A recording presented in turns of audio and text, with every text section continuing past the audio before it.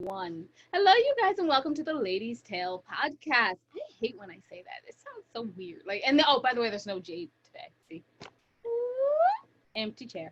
Okay, back on me, because I'm the narcissist, therefore I'm important. Anyway, what was I saying before that? Yeah, so I forgot. I really did forget. This is sad. For someone this young to be forgetting like this is so sad.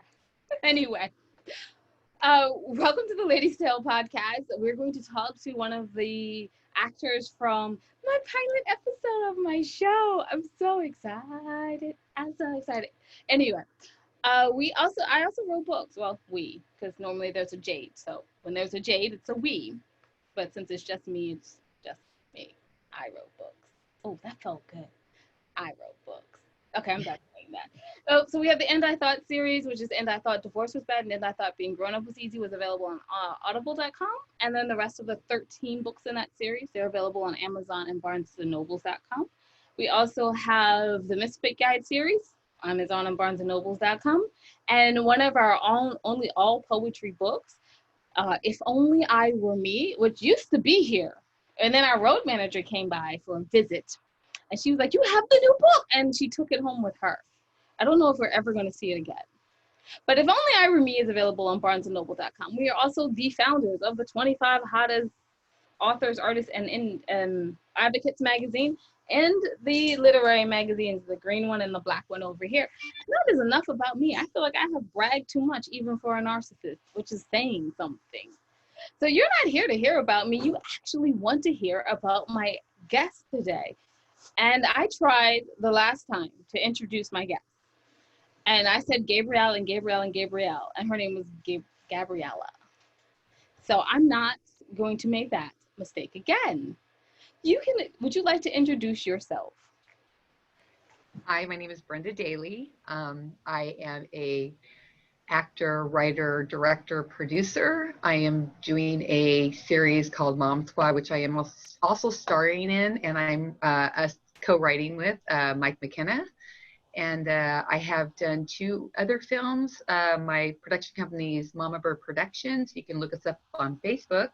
And one of the films I did was called Unintended, and the other one's Project 3000. And Project 3000 is real near and dear to my heart because it's about teen homelessness in the Las Vegas Valley. So it's a docudrama. Oh, that just went serious real fast. Yeah, it did. In my head, I had like 3-4 jokes, and I was like, "Ooh, no, that's serious." Yeah, it's real serious, but yeah. So people should definitely check that one out. But I have to ask, because I am the narcissist, I have to ask. Are you taking pictures for movies about, Hollywood managers and, what happens behind the scenes for your production? Am I taking pictures? Yeah. At the moment, I'm not taking pictures. I'm actually trying to pitch. So I think pitching is one of those things that Hollywood is on the forefront of that, and I think they're taking lots of pitches about lots of things because they need content. A lot of content. I just got off of an interview with one of the development people for one of the networks, and they're like, "Yeah, she's been taking pictures all day, every day." But we're talking about you, and you have that cool show called Mom Squad. What is it about? Mom Squad is about a middle-aged CIA trainer who dreams about going back out into the field. She's made a huge mistake when she was 25 years ago. And so instead of her going to prison over an international incident, she ends up going to become a world-class trainer. But that's not what she's ever wanted to do. And she also gets stuck in Las Vegas, which she hates. And then she ends up meeting a girl who is a Russian spy school dropout who also believes that if she can't make it in Russia, she can definitely make it in the United States as a spy. That is an interesting take. Yeah, it's very funny. That sounds hilarious. So how much fun did you have writing these scripts? I've had a great time. I found a co-writer in my acting class, and he was a New York playwright. And so, and he's a really serious guy, like super, super serious. Everything he writes is drama, but he has really found his funny side. So his name's Mike McKenna. And I'm telling you, if you met him, you would not think he's as funny as he is. And I don't think he knew how funny he was until he started helping with the Mom Squad situation. Oh, I'd like to make a corny joke at this time. Please excuse my corny joke. But so you're telling me that the serious guy is seriously funny. He's seriously funny. That's good. I like it. That was bad. It was good, though. It was good. Sounds like something I would write in a book just because I couldn't think of anything else. No, I liked it. That was very off the cuff. Very nice. Anyway, so you also do, obviously, you have a serious side because you have the docu-series. Tell us the title of that again. It's called Project 3000. It was made in 2011. And yes, I have a very serious side. And I think it's because I wrote it when my husband and I were driving down the highway, and there was a kid. He must have been 16 years old. And you know how you see the homeless people and they have like will work for food and all these, you know, but there was a 16-year-old kid, and his sign that got me, like I was almost crying, was it says, "I just want to finish high school." And I was just like, oh my God. So I wrote a song about it, and I got together with a girl who, because I'm a bartender by trade, who sat at my bar, and she's like, well, my husband is a filmmaker and I'm a musician. And so we kind of teamed up, and then I wrote the script, and then we just kind of went for it. Like, and then there was a guy who used to work for CBS, and he was like, you need to go to the producers conference. So we went to the producers conference, and Mark Gordon gave us pitching classes, and it was like a whole whirlwind thing. And it took us about a year to get it done because there was a lot involved, but I'm really proud of it. I mean, the story has changed because there's a lot more homeless kids now. But I think it's still that age-old story, you know, we need to help each other out, and especially the younger set, because they're going to be taking over the world, and we need to give them all the tools that they need to survive. Exactly. How does one go from bartending to movie and owning your own production company? That's an amazing feat. Well, okay, so my youngest is an actor. I did a lot of theater when I was a kid, and then I had kids, and I have two older ones. And my youngest was the only one who really wanted to do the acting thing, and so she started taking voice lessons at 9. And I trained vocally for 7 years when I was a kid, so I have a lot of professional vocal training. And I had two other kids heavily into sports. So, you know, I don't know if you have any kids, but literally it's like you're always at the baseball field, you're running around the basketball court or the tennis court or whatever we were doing. And so here's my third child, and she wanted something. What can I do? What can I do? And I knew I could get her voice lessons for twice a month, and then that would give her something, and she excelled at it. And then she wanted to do acting, and then she got into we have a performing arts high school. She got into that. So during that time, I started teaching kids voice lessons, and my daughter and I would actually put together scripts for the songs that the kids were singing. And then, and that's how Mama Bird Productions came. So, and then as my daughter got into the acting, she started getting cast in like local stuff. And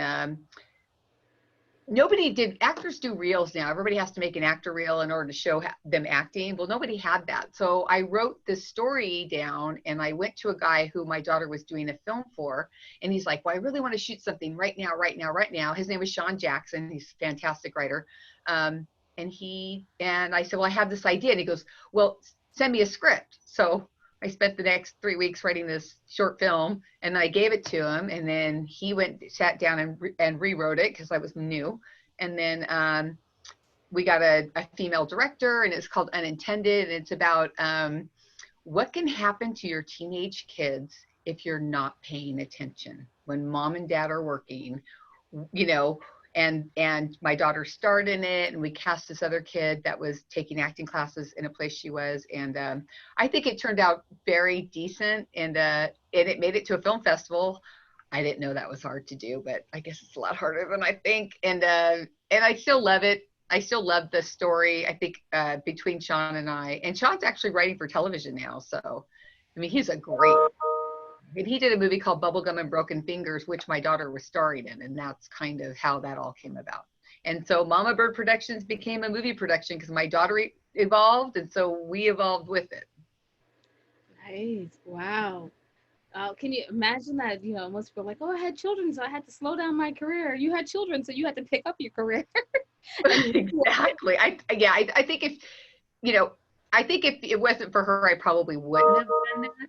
But it's funny because, she was the first person from Nevada ever accepted to the American Academy of Dramatic Arts. And so she has a $96,000 acting education. And she's actually, there's a movie coming out called The Prom. yeah. And with Meryl Streep and Nicole Kidman. Well, she only has one line, but she got picked out of 4,000 girls to play this part. And so it's her big stepping into her career. And Ryan Murphy specifically picked her.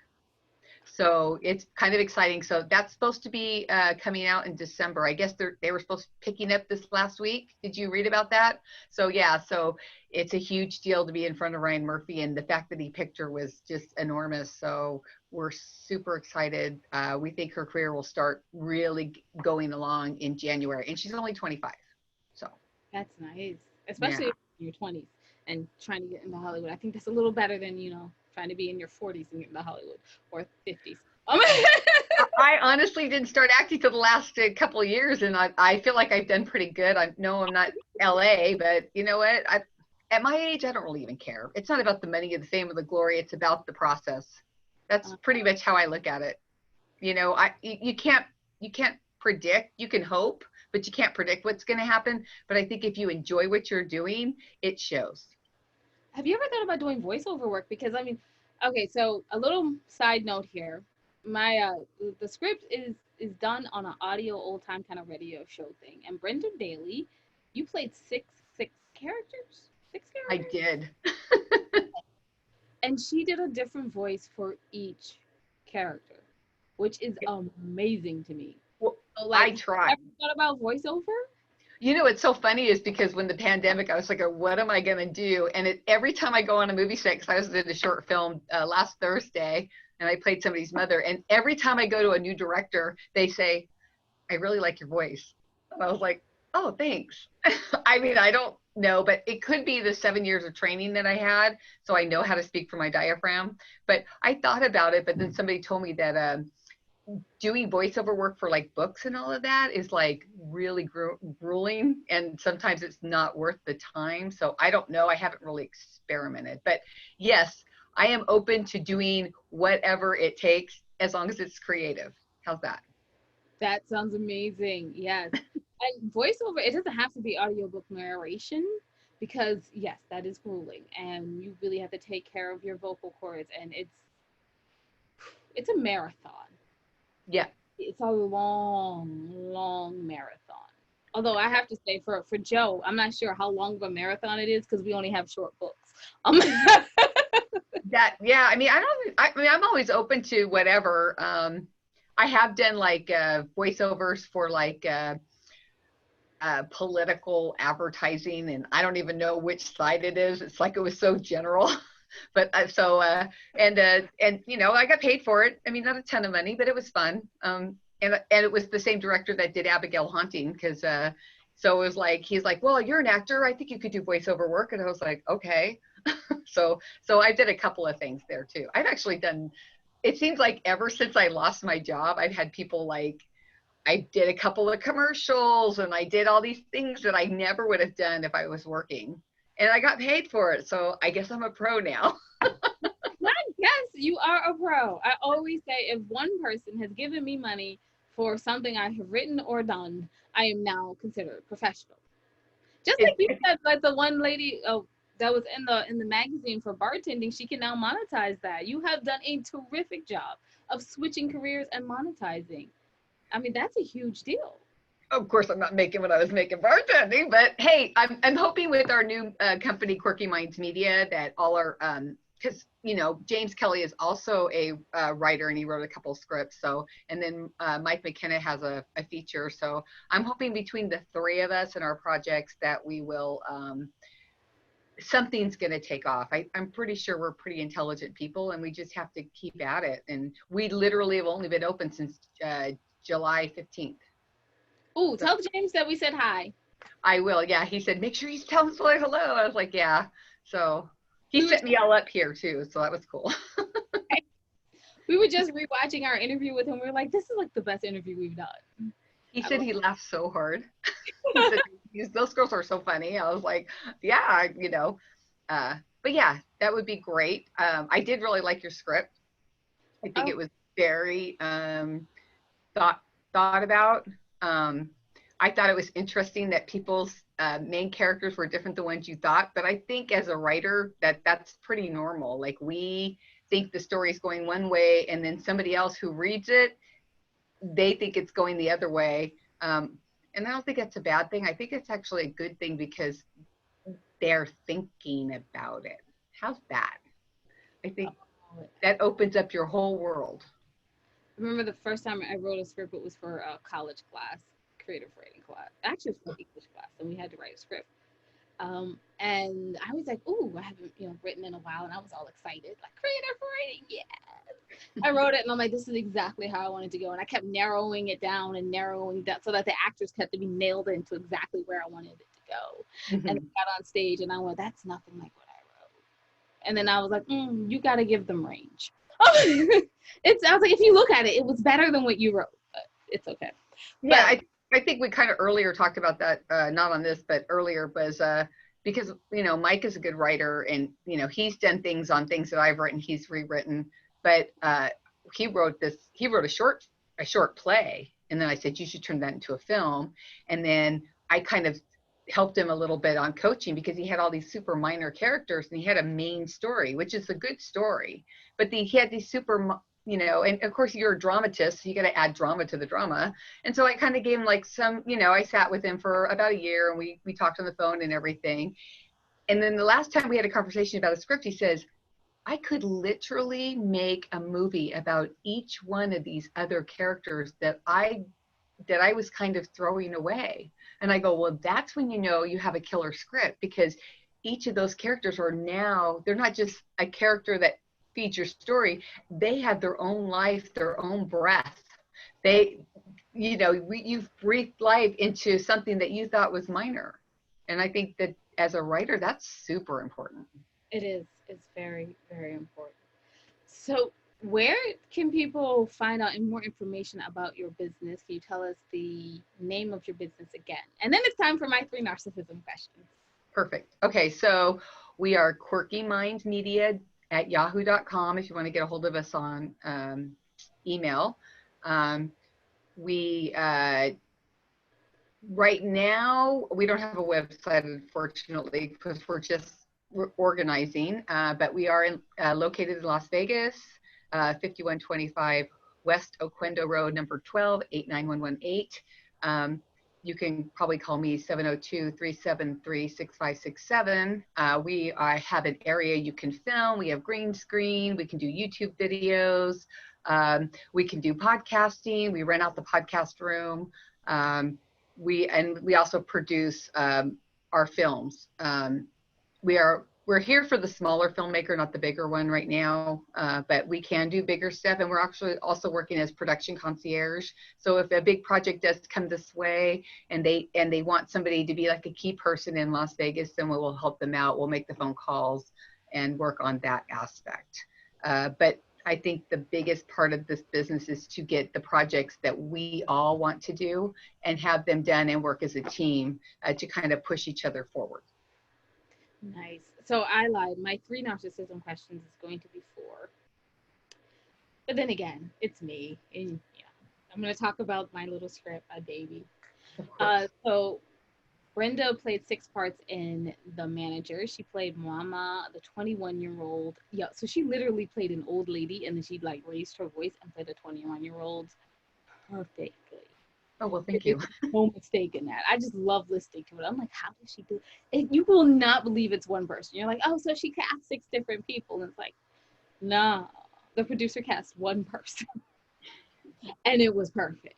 So can you tell us, first of all, if you remember who you played, all all of them because I only named two. Can you tell us who you played, and then can you tell us a little bit about your character, how you got into character? I think the first character I played was she was the producer on the show for the managers, and I can't remember her name. I'm sorry. Yeah. And then I also played the Mimo character and the 21-year-old. And I think there were a couple of littler ones, but I think my favorite character was the producer. Maybe that's because it's just um, because that's who I am. So I think that one was super easy for me because I think, oh, well, this is just me on set being a showrunner at the time.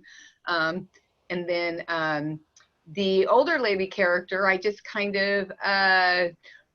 kind of winged it because I thought, well, I'll just play with it. And that's why with the 21-year-old, I just kind of played with it. You know, I have a daughter, two daughters in their 20s. So I just kind of played with that. Well, how would they sound? What would they do? And that's kind of how I worked that all in.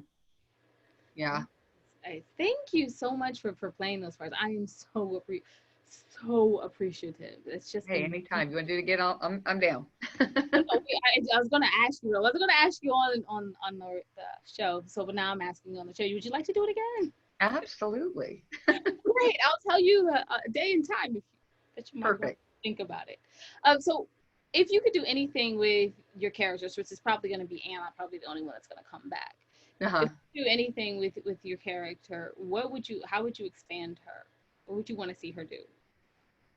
I think if I was writing her, I would probably make her have a little more of a backstory, and maybe she'd be a little more involved in the mix, because I think the showrunner, honestly, is one of the key players on a show like that. And think about all the people that the showrunner has to answer to. You know, I mean, literally, if, you know, the producers, she has to deal with all the producers, she has to deal with all the personalities, she has to deal with the talent, she has to make sure that everybody's in their spot. And I think that that's probably one of the hardest positions to be in. There's actually a documentary about show running on Netflix. If anybody wants, have you ever seen that? Yeah. Yeah. So if you had anybody that's in that industry, go watch the showrunners. And I found out about that at the conference. So, but I was like, I think I've watched it 4 or 5 times, because I think that's hell. It's a really well paid one.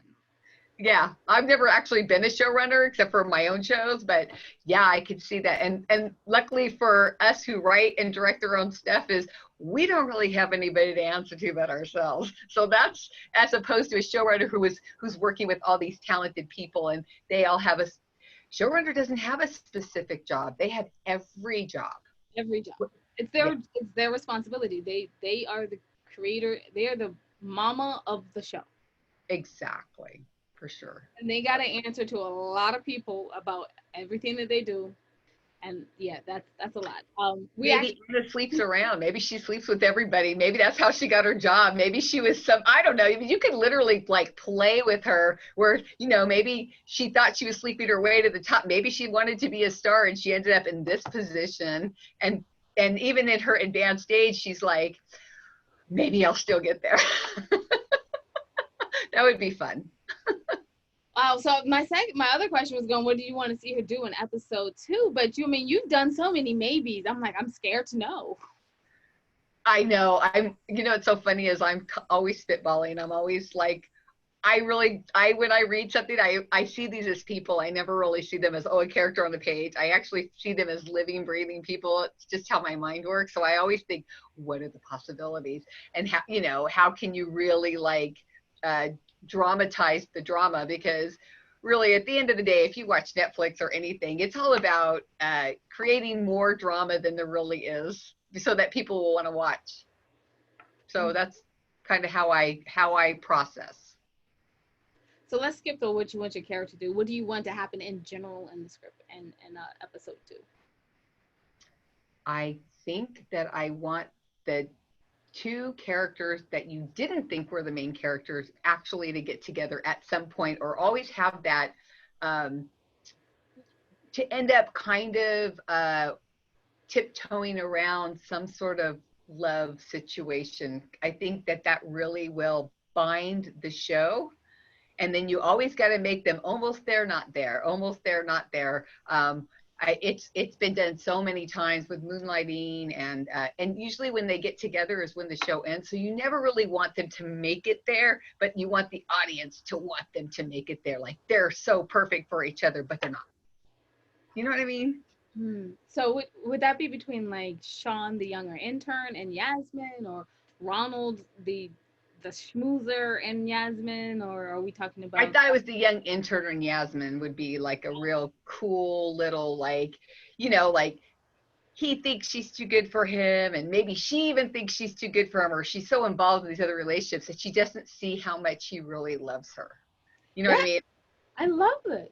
I mean, You know, you're the only person that brought this up because everyone else is like, I want to see the mess with Ronald and Swell. right, right. But I think it's, if you have this one guy, he's always the maybe.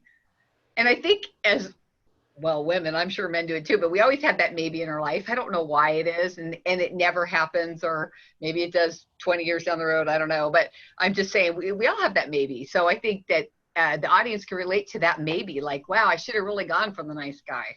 Why didn't I go for the nice guy? You know what I mean? We kind of like the bad boy, or what, so, and I think that's super important. And I think that when you're telling any story, people have to see themselves in it. My fourth and last question on this, which I said I was going to do four, because you have this amazing brain that I Thank love. you. I'd have to know. I just have to know. What would you have done with it? With the characters in the shows, because there's like two shows running on in the script, and then there's like the actual drama that's happening behind the scenes, and then the cameraman. And so what would you have done With a show like that, I mm-hmm. don't really think you did. I think you have it loosely based on something. What's the show you have it loosely based on? Or you can't say?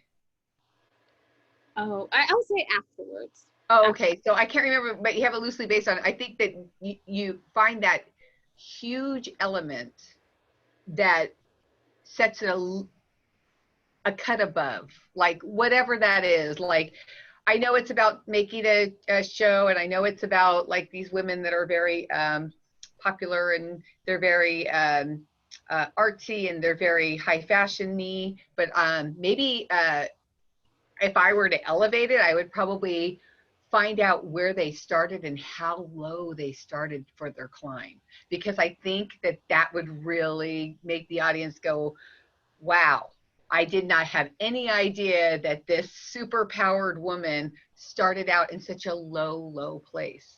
Because we always love, like Miley Cyrus, we love the climb. And I think that's where I would start, like kind of going back and seeing how they were to get where they are, because people are fascinated with that. I know I am. You are the second person to tell me that. They're like, because writers don't have reality TV shows, so how did they get there and where did they start? So because of Gabriella and you, I did add like 7 lines about that. That was it. Mm-hmm, mm-hmm. Thank you so much for your input on this. Now, can you tell us more information about where we can find the movies that you're in?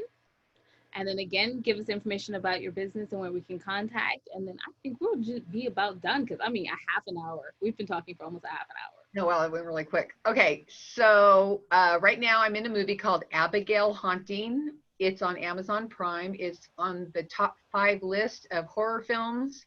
I play the creepy old lady Marge. Super fun. I don't have a lot of lines, but the story is based on my character, and the young lady Chelsea Jerkowitz is a huge rising star, and she's killing it right now. So you would have to type in Abigail Haunting on Amazon Prime. And then as far as my films, you can go to Unintended on Facebook. You can go to Project 3000 on Facebook. Everything else is on Mama Bird Productions. I've made a couple super minis that I have not put on, but the biggest thing I'm working on right now is Mom Squad. I play one of the lead characters, and we're just having such a blast. So you can actually go on Mom Squad and you can see one of the episodes. It's a car scene, but you can go on YouTube and go Mom Squad, and you will see kind of where we built from. So. And then you can find me at Quirky Minds Media in Las Vegas. You'd have to email me, quirkymindsmedia@yahoo.com. We also have, it's an adjacent company, but it's called Shared Space to Create. And that's the advertising, the podcasting, or renting out the rooms and everything. And we usually run specials on that one. Nice. The next time we're in town, we're going to have to rent a room. I don't know what for, because we're surely not doing a podcast. Yeah. We'll just have to rent it. I don't know. Maybe we'll just sit there and chat with each other. Yeah, or do a YouTube video out in the green screen room. That would be fun. Ooh, that could be so fun. That would be really fun. Yeah. Yeah. Okay, so we're doing that. Okay, cool. And then afterwards, we're getting cocktails. Oh, for sure. I do not have a favorite bartender in Vegas. That's highly exciting. Oh, or maybe I'll just bring the booze here. We can just bartend here. Oh, so that's bars are open. Our bars aren't open right now, so I don't know where we can go anyway. So I plan on coming out there till like 2022. Oh, I know. It's sad. It's really sad. Sure. But that's okay. We are going to get through this time also, and we are going to end up seeing you probably on like getting an Oscar in next 10 years or so. And I would be very jealous. I hope so, sooner than that. But yeah, thank you. Me too. Oh, if it's not you, it's going to be your daughter. Either one. Oh God, I hope for her sake it's her. So I want to thank everyone for being with us today. You can find everything that your ladies are up to on www.andwethought.com. You can hear managers on the Ladies Tale podcast. It should be episode number 3 now that I think about it, because we just got it redone. Yay. Oh, awesome. So we got it sound edited, and so now it's episode number 3, and you can hear Brenda Daly play 6 characters, and believe me, you will not think it is her playing all 6. She is amazing. I want to thank you guys for being with us today. Remember that stories are all around you. You just have to open your ears to hear them. Have a wonderful day. Bye-bye. Thank you.